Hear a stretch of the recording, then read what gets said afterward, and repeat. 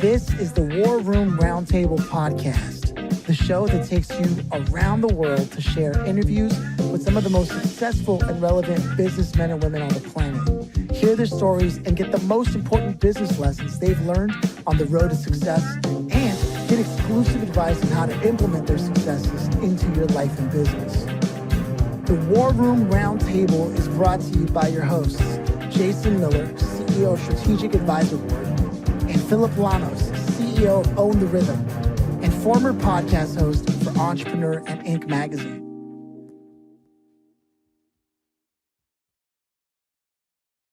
Welcome to the War Room. Curt, how you doing today? Good. How are you guys? Man, we're having a great time. We were just getting caught up here prior to hitting record. And it's funny, I always like to start with this question, and now I'm actually curious to see what it is you're going to say, just based off some of the stuff we were talking about earlier. And that is, if you could, I want to know, do you come from a family of entrepreneurs?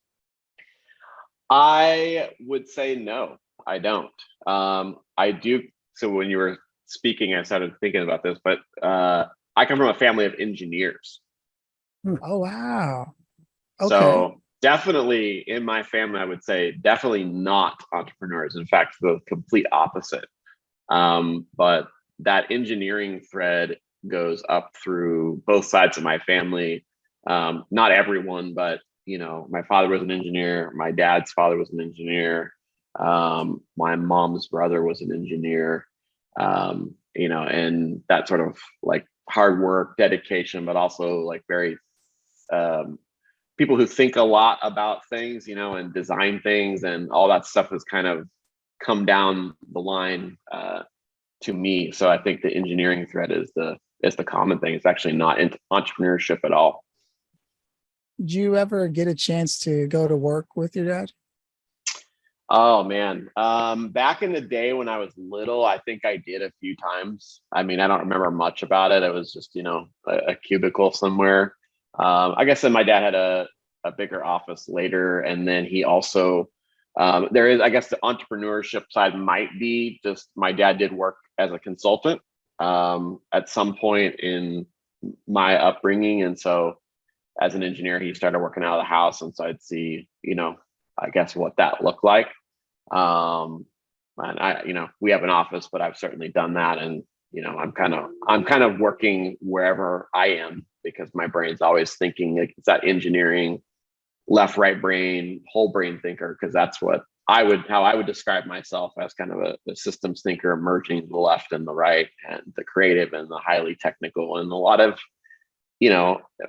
building a MarTech or marketing technology stack for clients in that machine is a lot of engineering at the end of the day. It's just a matter of what's the engineering medium that we're talking about. Yeah, that's what I was sort of getting at, because if you grew up with that, and then we're talking about HypeLife Brands, right? And how you ended up here, it takes a certain system and process and interest in tech stack and how that works together and entwined. Right. That's my general impression and assumption before getting into the story. Right. Mm-hmm. So that's why I love asking that background. But now I'm curious, how did you get to launching HypeLife Brands? Was it like your first company? Well, technically, no. My the first that I've, worked for 20 years plus, or ran, I should say. But no, I had that entrepreneurial thread. I grew up an only child. And the entrepreneurial thread, I guess, has always been something that's been just a part of me. I've written, like a book chapter about this. I've written articles about it, as far as, is it born or is it bred? Is it in the DNA? Is it not? I really think, like, at the end of the day, I feel like it's ultimately kind of in the DNA.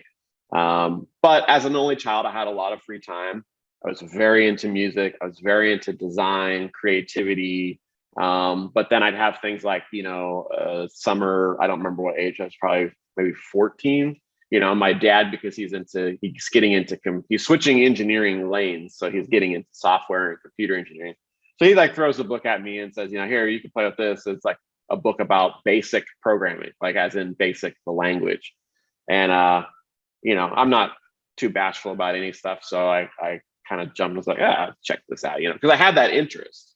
And we had, my dad was playing around with TRS-80, like old school computers, and AOL, or actually CompuServe when it first came out. So like that very like, you're like that first person at the party, or you were the early guy talking about crypto, and the rest of us were just like, whatever, that's stupid. And then all of a sudden there was that big wave, and then now we're in a strange place with crypto. But I kind of came up in that environment, and so I started applying that to the stuff I was doing. So I was getting into electronic music production, and but also learning to play the guitar. And I was also on the entrepreneurial side. I was designing, like my youngest entrepreneurship role was designing greeting cards on a monochrome, like single color monitor, and printing it out on those like butterfly printers and cutting it up.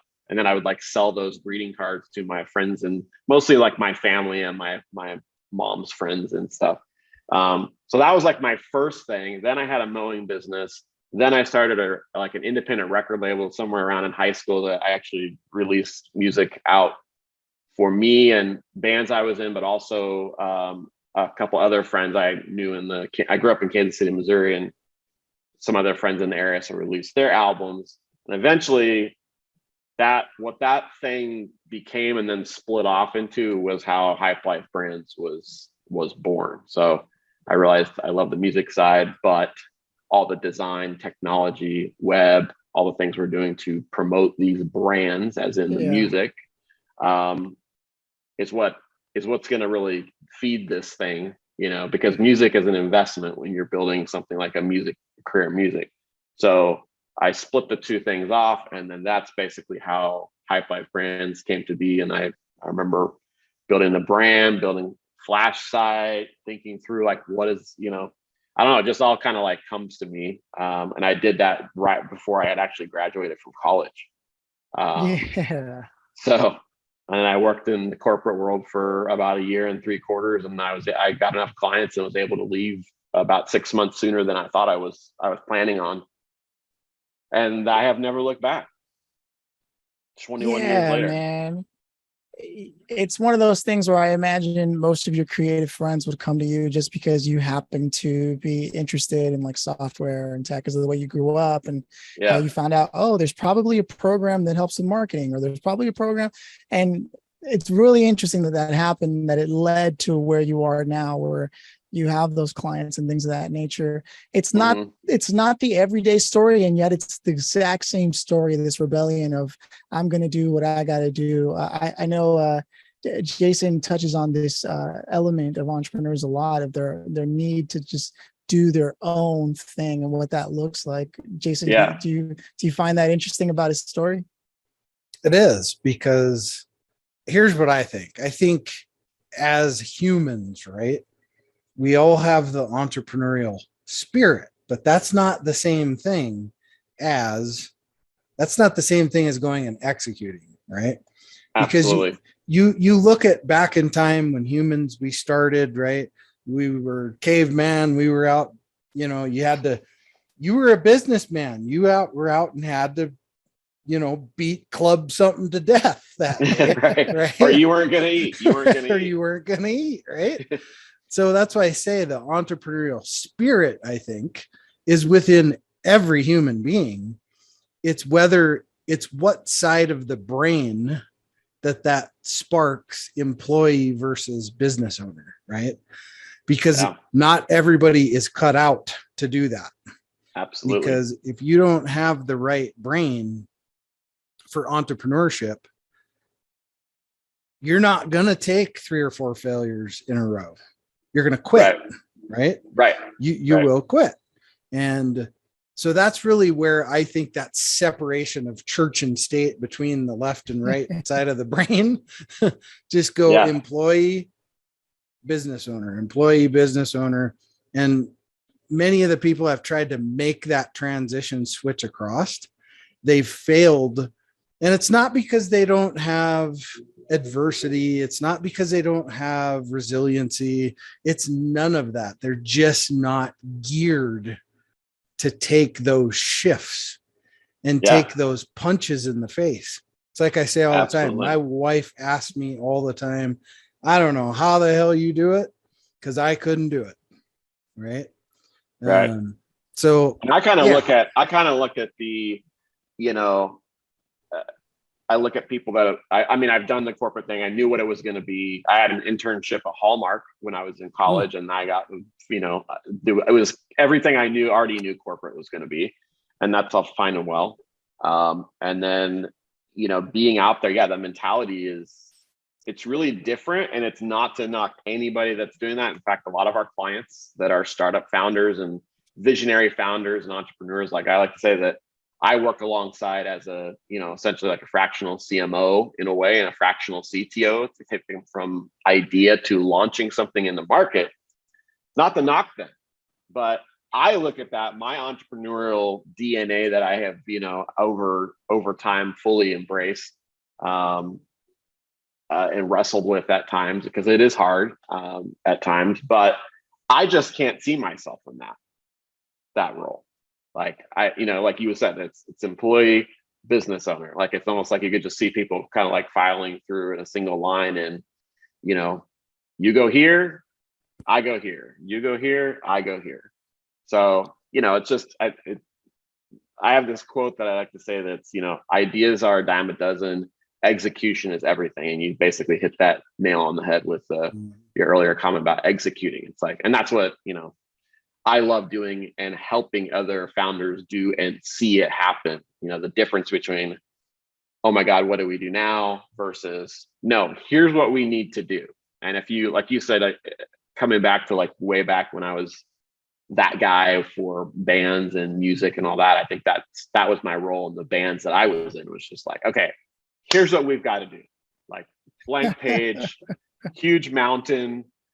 It's like, fire built before it. It's like, here's how we're going to get through that. Here's how we need to do that. We need this, we need that, we need this. And then wrapping the different tools and tactics and experience into, here's how we're going to get that done. And that always got done on my watch. Even at like 15. So. As a fellow musician, I can only imagine how many times you had a record that needed to be finished and people already wanted to move on and create a new record, and we haven't even shipped this out yet. Like we've got to wrap this up before we start something else. And being someone who has the entrepreneur bent and also trying to be in the world of creative people, I find that like execution or completion is the thing they struggle with the most, and they have zero interest in anything marketing related until it's too late. And they're like, oh, I should have looked at marketing. I should have looked at business. And and I can imagine that was the story and why you ended up also branching off, because you got to eat. And and music, like you said, it's sort of it's one of those long plays, right? That you keep running. Yep. So you go into HypeLife Brands and you're getting a solid footing in the industry, doing what you do as a fractional CMO, CTO. What is your current goal with HypeLife Brands, and what should the listener know? I think right now, our goal is just working with more, couple things, I guess I would say. So I have always loved helping founders and entrepreneurs sort of bridge that gap, or, what I saw, I don't think it was Simon Sinek, but he's an author I love. But that somebody called it Dragon Gap. I think it was actually Marty Neumeier that wrote ZAG, which we're big into our brand development philosophy here is the ZAG, radical differentiation. But, I love working, whatever you want to call it, I have a team that I've curated over many, many years. And, we have some people that have been a part of that team for 6, 7, 8, 9, 10 years. But really working directly with clients and helping them build, launch, and grow powerful brands. So whether they are a startup founder, an entrepreneur, and like working through those hard questions, like I'm doing it now with a couple individuals, and like it's just a little scary to them, but they're also like, they need someone else that, one of them last week said, just don't try to like sugarcoat it or be nice or whatever, because we're talking about monetization and how's this going to play out. Like, long term. But I assure her that that's just not what we do. Like, I want to look at that, and we don't want to be, strapped to a bomb, basically. And I also don't want you, the entrepreneur or the CEO, if you're at an SMB and you're spinning off a new brand, like, I don't want there to be this sort of like failure that I feel like comes from yes men, and we really want to look at something of, can we make this succeed? Keeping in mind that I'm a firm believer that success is very relative, So Kim Kardashian has her level of success, and that's good for her. And I have my level of success that's good for me and my agency, my company, and also my family and my personal life. Like, I want to see my kids. So, when you ask, like, what's the, I'm not going to say, like, I want to expand 300% over year and, have a 14-story building where I don't know the guy on the, the 13th floor's name and all that, but we work with a select roster of clients across the US, SMBs, startups. And I think for the future ahead, I think it's just continuing to help entrepreneurs in a way through the struggle that we're kind of talking about right now, which is bringing, like, you've got this idea. And I said, ideas are a dime a dozen, but execution is everything. And I think the smart entrepreneurs go, I'm going to need some help doing this. Just like I would go, I'm going to need some help changing the oil in my vehicle, because that's just not something I have not spent the time to learn that skill. I would rather pay somebody who is the master of that, or to apply, whatever to my car. Like, I'm just not that guy on that front.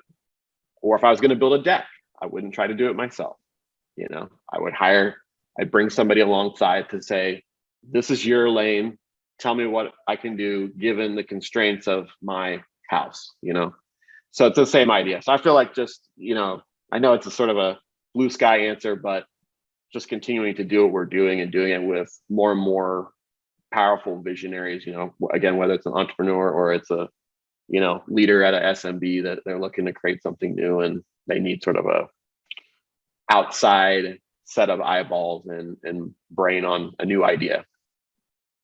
I feel like it would be a missed opportunity if I didn't ask you, like, how do you respond when people come at you with, oh, I want to go viral? Because you work in brands, right? And so people say that to you and your eyes have to glaze over, like, because I can only imagine how often that's happened to you. How do you usually respond to them so that the listeners who are sitting here going, okay, I've got a brand and I want to blow up and I want everybody to know me and this and that, right? How do you usually address that? Good question. I would say typically and thankfully, I think we're often looking at a much higher plane. Like, we're looking at a farther up into the sky, into the blue sky. So we're not having to answer too often, how do I go viral? It's more like, no, so your startup is, startup's like the sexy word, but those of us who've done it and built them and work with people who've built them and all that, we know that startup means, struggle and pushing through and executing and continuing to iterate and all that. So going viral is such a sort of small thing, and it doesn't necessarily get us from point A to point B, which in our world is a basically custom designed around the business and the concept set of KPIs. So if you go viral, it's like, what is the outcome of that really?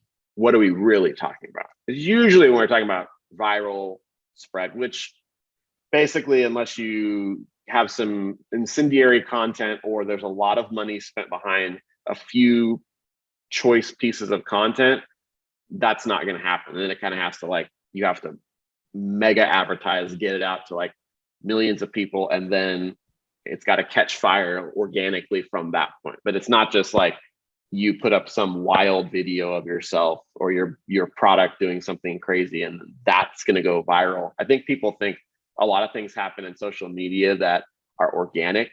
And in the end, I would argue that most of them are highly engineered and highly funded by an advertising and media budget that's very substantial. And someone out there, or an entity or the investor or the VC or whoever, they've provided this business or brand enough capital to do that and to take that risk. So I know that's maybe a complex answer, but that's how I would answer that. Is like, I'm looking at user registrations, cost of customer acquisition for the next 6 months, 12 months, 24 months. Like we just prepped the deck for one of our clients of 3 years now, that's going out for a seed round raise. They're now ready. Okay. And some of these numbers are coming under intense scrutiny that we talked about with the founder from day one. I talked about with the founder from day one, and we've been able to get those charts and those numbers up and to the right. And, it's all good stuff. And that's what really matters. So if you're an entrepreneur, you've got a brand, just like you said, and you want it to get known by lots of people. That's a process, and it takes time, and it's a growth. And I believe that you want something where you can make that into what I like to call a marketing undercurrent, like something that's just running and growing like a river, not, oh my God, we had this big explosion and we had this one post go viral and I sold 500 things. And then it's kind of like, well, now what? Now what? You're growing a business shouldn't be about trying to think of like the next trick or like growth hack to grow it to the next thing. So Instagram and Facebook and TikTok all love that we're talking about this right now. But the reality is, those of us who've been in the trenches and built something, I think anyone would really know that have survived past, 3-6 months, would know that it takes a lot more than stringing viral moments together to grow a business or a brand. Oh man, that's exactly the answer I was looking for, because I can imagine there's at least one listener who's going, yeah, I'm going to get that viral piece of content. And I just want to like, it's true. I've worked with enough people who ask me to do something, and then the first thing they do is like, oh, well, I want everybody to know about it. And I love that you said, essentially, if you're considering your brand, think of it in terms of KPIs. And it sounds like you can't go wrong with that. And there's this longevity philosophy, pathos to what you're talking about. So I love that. And I want to give the floor to Jason. I imagine I've been stepping over the entire conversation. I'm sure you got a thing or two you want to chime in on. It's very simple. What gets measured gets managed. What gets managed gets improved, right? That's what KPIs are designed to do, right? And, maybe the one-off chucklehead here and there does a stupid bunch of jackass videos, right? And they catch on fire, and well, then you have the next episode's a jackass, right? Right. Which, there you go. There's a good example, right? Yeah. Of that, right? But that's so few and far between, right? And there again, it just goes back. I've said this a million times. It goes back to the Hollywood portrayal of business and what it is, and everybody sees what's in front of the curtain. Nobody opens the curtain and goes, "Holy shit!" All right. Let me shut that real quick. Right. You've been doing what? How many thousands of hours went into this in the last year? Right. People have no idea. But I love, it's just what I'm built for. Like one of our clients called me, and my team behind me, like a hard charger. Like, you always need a hard charger on your team. I feel like, that was a term that really stuck out to me. And I hear a lot of things and read a lot every single day. And so that really, I love how he phrased that. It's like, yeah, exactly. Like if I'm awake, like some part of my brain is thinking, even if I'm not in the office or not driving to the office, like I'm thinking about how can we improve that. And I think that quote that you just said, Jason, about, what's I'm going to have to probably email you about that, but what gets measured gets measured gets managed, and what gets managed gets improved. That's it. That's like that's in the critical path of all that we do here, I think is an interesting way to phrase that. And I also think that it's great to point out, as an observer of human behavior here, that you took the time to pay attention to someone that coined something like hard chargers, and you're like, yes, that just goes to show the type of branding work you do. It's not just KPIs, but you're also looking for concepts that people can latch on to run with in their operations, much like someone who's, let's say, read the 7 Habits of Highly Effective People, and they're mapping out their values and like, how do I want to live, right? And then that's your KPI. Have I been patient today? I said that was one of my values, right? And so the same thing goes with building a brand, is what I'm picking up from having this conversation with you. So that's right. And we talk about that in our early our brand development, not branding, but brand. Branding is a subset of brand. That's the visual part, the logo stuff, the colors, all that. But we're talking a higher level brand, which is like what people say about your company, your service, your thing, your product when you're not in the room. But in our early stage, our vision phase of what we do, we talk about that kind of humanization of the brand. So if this brand went to a party, how would it speak? How would it dress? How would it appear in the room? How is it going to manifest itself in the world? Because before you answer questions like that viral video question, I want my brand to get known by a lot of people. You have to really be clear about what you're saying and how you're saying it. And a big piece of what, I mentioned Simon Sinek, like, what is the why of this thing? What's the compelling starting with why concept here that we can lead with? And then we talk about how it gets done and what that thing is. But, it's like kind of like purpose-driven brand, I guess, in a way. So no, I'm a big fan of the philosophy you have behind the work that you're doing. And so now that we know sort of your goal also being to continue to work with these visionaries, and that you're selective about who you work with, so you're not out to just get any client, right? Right. If people did want to get a hold of you, how would you prefer for them to reach out to you? They can visit our agency site. It's hypelifebrands.com, HYPELIFE brands.com. You can also find me. A lot of people connect with me on LinkedIn. I know you heard my name at the beginning of the show, but it's Curt, C-U-R-T, and then Cuscino, C-U-S-C-I-N-O. Find me there. You can also visit my personal site, which is curtcuscino.com.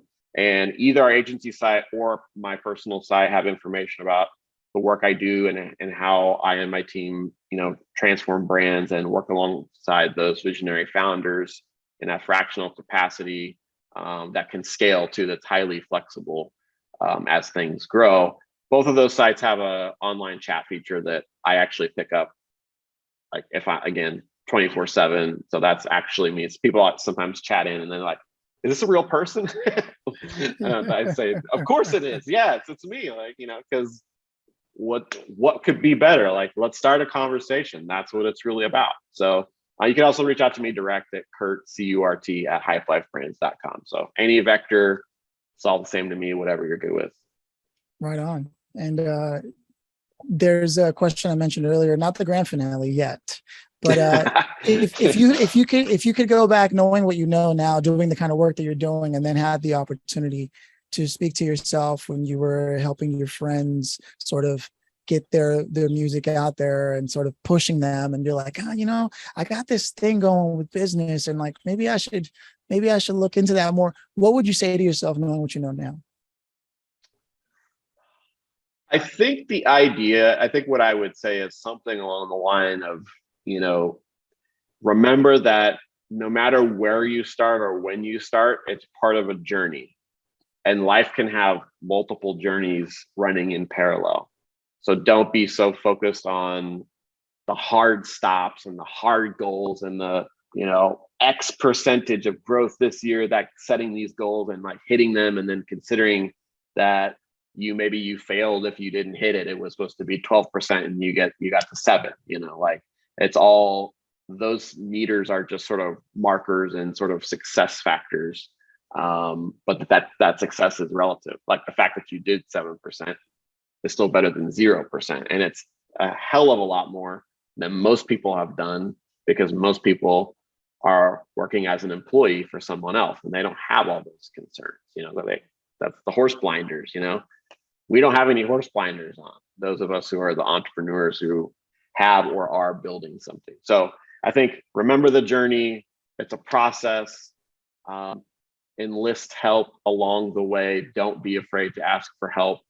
And don't be afraid to start those conversations, for sure. Have a Sherpa was a term I heard from somebody. I really do like that idea of like, look, if you're gonna, especially if you're starting out and you set some kind of goal that you wanted to reach, some kind of metric, and you only got 7% instead of the 10 that you were looking for, or the 12. It's like, great. Now you know that the work you did amounts to about 7%. So what does that mean, right? If you doubled it, you might get 14% in terms of Right. doubling down on your efforts instead of saying, oh, yeah. So I like that because it's sort of something we've heard a lot on this show, of this accepting the reality, both the good and the bad, or as Jason likes to say, embrace the suck. All right, like deal with it. Yeah, not so many hard stops, but more of like, as Bruce Lee would say, be like water. Right. Just keep following that river. And with that, we're gonna head into the grand finale and just checking in with Jason. Any thoughts? Well, so here's a thought, and in my opinion, it's a misnomer, and it's an old way of thinking. And that is, if I work harder, I'll make more money. And that's simply just not true, right? Because I can bust my ass doing all the wrong shit and not make any money, right? So absolutely, at the end of the day, it's doing the right things. And that's why we have these things called mentors, mm-hmm. right? Mm-hmm. The people that have taken all the arrows in the back, right? So you don't have to. And that's a fatal flaw of what a lot of people get caught in, ego and all these things. And I have to have control. And then they make all these mistakes they didn't really need to make, right? And instead of leaning on somebody who's already been there and done that. It's complete horseshit, to be quite honest, because people let their ego get in their way. I got to hang on to it really tight. And, I'm the only one that can do it. Right. Those are the reasons. There's many, but I'm just saying those are some of the reasons why a lot of startups fail, is because they're not willing to bring somebody in and go, look, I'm the jackass in the room here. Help me out. Right. Mm-hmm. So if people would just be more honest about it, there'd be way more success in the long run. And there again, that's why you hire people like you to come in and make sure that's all unwound properly. And then the fishing string's not flying out of the reel. Right. So, right. And that's a takeaway I think people need to really get from that conversation. Yeah, there's been a solid theme of like, even from the beginning of the conversation when you were bringing it up, Curt, of like, look, I myself go to a mechanic because I don't do mechanic stuff for cars. It's that simple. And you've got to be willing to do that. And from there, that's for anyone at any level, is if you're not open to delegation, then you don't seem to understand the way life works, especially not business, right? Right on. So with that, the grand finale question now, Curt, is if you, after everything we just talked about, if you could have invited anybody today to join us, dead or alive, who would you have loved to have had here, whether to contribute or just listen, and why? Well, since this is kind of like something I've had to think about for about 30 minutes, I would go with Michael Jordan.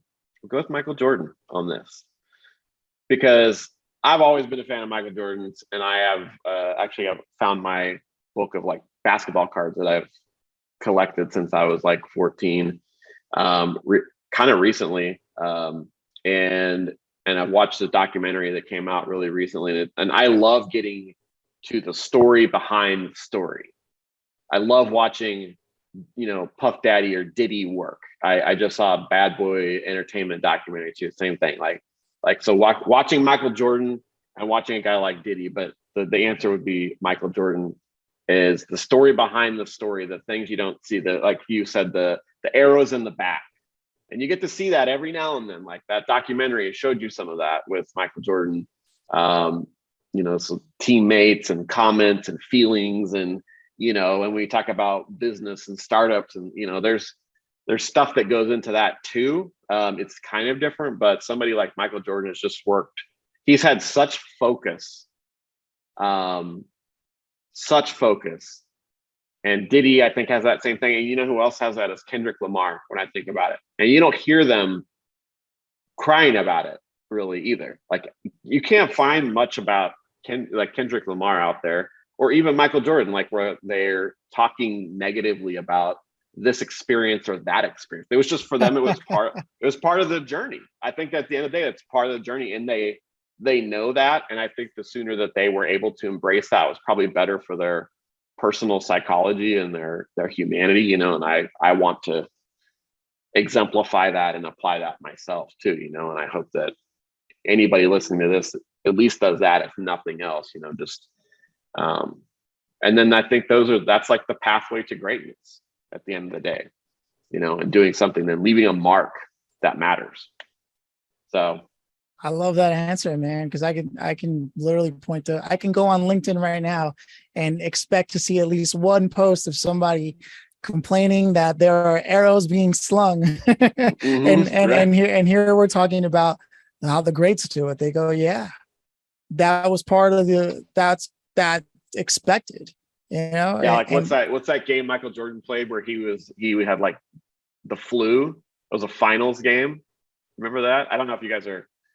I saw the documentary you're talking about. I remember bits and pieces, but I do recall like how it didn't matter what he was going through, whether he was injured or not, he found a way to stay in the game regardless of what it was. Right. I believe it was a pivotal NBA finals game, if I'm not mistaken. So I'm not like the stats memory guy, but I think it was one of the like really clutch game, and like he just, he literally had like the flu like bad, and he still operated. Crazy. But that's what you do, that's what it takes. Yeah, man. He relied on the conditioning, knowing that he's already been through so much. He's trained his body. While he may not be 100%, he's still 80%. And maybe he can delegate some of what he would normally do to his team. Right. That's right. Great point. Yeah, man. This is a great conversation. Curt, thank you so much again for stopping by, man. I want to give the floor to Jason to roll this out as he usually does and is traditionally done.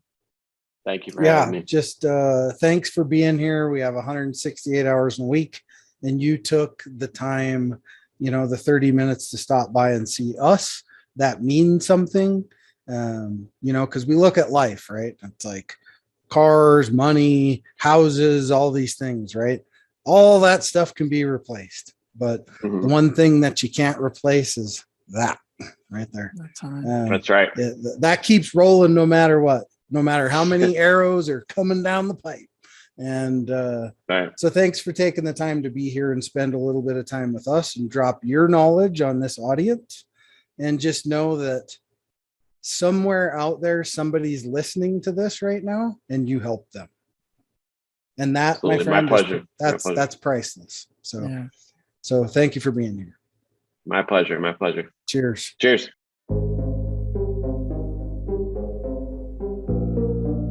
Thanks for listening to the War Room Roundtable with your hosts, Jason Miller and Phillip Lanos. Please leave your feedback and visit strategicadvisorboard.com to get the latest and greatest business advisement on the planet. Follow us on social media for updates, and always remember, if you can dream it and believe it, then you can go achieve it. We'll see you in the next episode.